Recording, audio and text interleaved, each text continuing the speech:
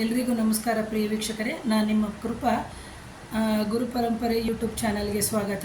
ಇವತ್ತೊಂದು ಸಣ್ಣದಾಗಿರುವಂತಹ ಮನೆಯಲ್ಲೇ ಮಾಡಿಕೊಳ್ಳುವಂತಹ ಒಂದು ಪರಿಹಾರವನ್ನು ಹೇಳ್ಕೊಡ್ತಾ ಇದ್ದೀನಿ. ಅದೇನು ಅಂತಂದರೆ, ಎಷ್ಟೋ ಜನಕ್ಕೆ ಮನಸ್ಸಲ್ಲಿ ನನಗೆ ಯಾರೋ ಏನೋ ಮಾಡಿಸಿದ್ದಾರೆ ಅಥವಾ ಮಾಂತ್ರಿಕ ಬಾಧೆಗಳಾಗಿದೆ ಅಥವಾ ನೆಗೆಟಿವ್ ಎನರ್ಜಿ ಅಥವಾ ಎಂಟಿಟಿ ಅಥವಾ ಸೂಪರ್ ನ್ಯಾಚುರಲ್ ಪವರ್ಸ್ ಅಂತ ನಾವೇನು ಹೇಳ್ತೀವಿ ಅದು ನಮಗೆ ಮೈ ಹಿಡಿದಿದೆ ಅಥವಾ ಅಂದರೆ ಮನೆಯಲ್ಲಿ ಇದೆ ಅಂತ ಎಷ್ಟೋ ಜನಕ್ಕೆ ಭಾಸವಾಗ್ತಾ ಇರ್ತದೆ.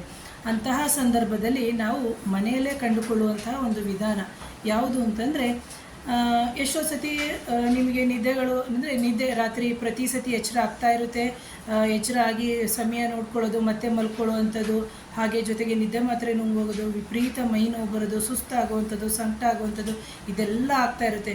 ಮಧ್ಯರಾತ್ರಿ ಎದ್ದು ಹೊಟ್ಟೆ ಹಸಿವಾಗ್ತಾ ಇರುತ್ತದು, ಮತ್ತೆ ಮತ್ತೆ ತಿನ್ನಬೇಕು ಅಂತ ಅನ್ಸೋದು.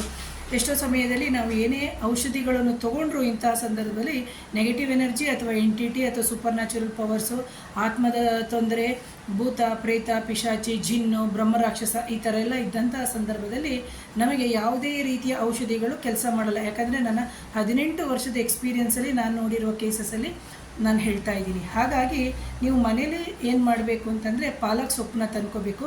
ಪಾಲಕ್ ಸೊಪ್ಪನ್ನ ತಂದು ಅದನ್ನು ಶುದ್ಧವಾಗಿ ತೊಳಿಬೇಕು. ಯಾಕಂದರೆ ಮಣ್ಣಿರ್ತದೆ, ಮಣ್ಣು ಸಮೇತ ತಗೊಂಡು ಇಡುವಂಥ ಕ್ರಮ ಬೇಡ. ಅದನ್ನು ಕ್ಲೀನಾಗಿ ತೊಳಿಬೇಕು. ತೊಳೆದ್ಬಿಟ್ಟು ನೀವೇನು ಮಾಡಬೇಕು ಅಂತಂದರೆ, ಅದನ್ನು ಒಂದು ಶುದ್ಧವಾದ ಬಟ್ಟೆಯಲ್ಲಿ ಒರೆಸ್ಬಿಟ್ಟು ನೀವು ಮಲ್ಕೊಳ್ಳುವಂತಹ ದಿಂಬು ಅಥವಾ ಹಾಸಿಗೆ ಅಂತ ಏನಿದೆ ಅದರ ಪಕ್ಕದಲ್ಲಿ ಇಡಬೇಕು.